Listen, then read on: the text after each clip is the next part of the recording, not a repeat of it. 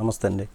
కూటమి పాలన ఏర్పడి ఇది 10వ నెల. ఈ 10 నెలల్లో కూడా వారు ఇస్తామన్నటువంటి సూపర్ 6 సంక్షేమ పథకాలను అమలు కావడం లేదు అన్నటువంటి ఆందోళనలో ప్రజలు ఉన్నారు. అలాగే అసహనంతో ఉన్నారు. ప్రభుత్వం పైన విసుగు చెంది కూడా ఉన్నారని చెప్పవచ్చు. అయితే ఇదంతా అందరికీ తెలిసినటువంటి విషయం. అయితే జగన్మోహన్ రెడ్డి గతంలో నవరత్న పథకాలు, సంక్షేమ పథకాలను రుచి చూపించారు.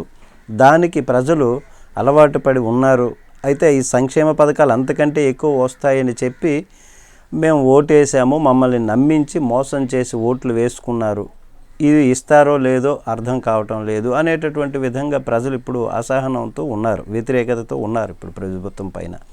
అయితే ఇప్పుడు ఈ సంక్షేమ పథకాల గురించి చంద్రబాబు నాయుడు గారు మాట్లాడుతూ మే నెలలో తల్లికి వందనం, అలాగే అన్నదాత సుఖీభవ 20,000 రూపాయలు రైతుకు సంబంధించి పెట్టుబడికి ఇవ్వటానికి ఇలా మే నుంచి ఇస్తాము, ఇది కేంద్ర ప్రభుత్వ సహకారంతో 3 విడతలుగా ఇస్తాము అని ఆయన చెప్పడం జరిగింది. అయితే అంతకుముందు జగన్మోహన్ రెడ్డి గారు ఏం చెప్పారు, బడ్జెట్లో వీటికి చెప్పుకోదగినటువంటి నిధులను కేటాయింపు ఆ విధంగా జరగలేదు, ఇందులో భారీగా కోత జరుగుతుంది అనేటటువంటి విధంగా జరగవచ్చు అనేటటువంటి విధంగా ఆయన చెప్పడం, దాన్ని బట్టి చూస్తే జనాలు ఇంకా ఆందోళనకు చెందుతున్నటువంటిది.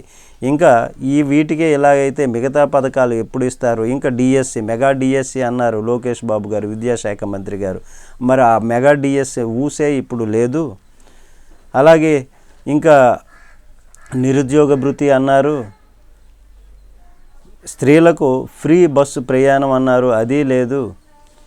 ఇంకా ఈ పథకాలన్నీ ఇట్లాగా ఏమీ కూడా ఉండట్లేదు. ప్రతి ఆడపిల్లకి కూడా ఉంటే 1,500 రూపాయలు స్త్రీకి ఇస్తామన్నటువంటి విధంగా, అలాగే 50 సంవత్సరాలు దాటినటువంటి బీసీ వాళ్లకు పెన్షన్ ఇస్తామని చెప్పుకొచ్చినటువంటి పరిస్థితి. ఇవి ఎప్పుడు ఇస్తారో కూడా అంతా కూడా సందిగ్ధమైనటువంటి పరిస్థితిలో ఉంది అనేటటువంటి విధంగా ప్రజలు ఆందోళన చెందుతున్నటువంటి విషయం. ఒకంత అసహనంతో ఉన్నారు, వ్యతిరేకతతో ఉన్నారు. అయితే ఈ వ్యతిరేకతను వైఎస్ఆర్ కాంగ్రెస్ పార్టీ జగన్మోహన్ రెడ్డి గారు సొమ్ము చేసుకోగలుగుతారా అనేటటువంటిది, అంటే ఆయనలో గెలుపు తర్వాత ధీమా, మాదే గెలుపు అనేటటువంటి ధీమా ఏర్పడింది. కానీ ప్రభుత్వ వ్యతిరేకతనే నమ్ముకొని ఆయన ఉంటే అది సరికాదు.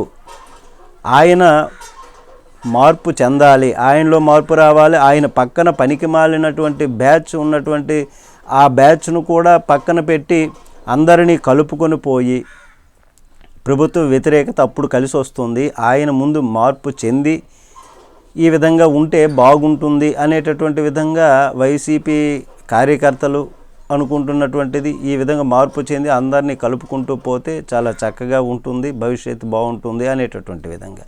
మరి ప్రభుత్వ వ్యతిరేకతనే నమ్ముకొని సొమ్ము చేసుకుంటాము గెలుపు అని అంటే మరలా మొదటికే వస్తుంది విషయము.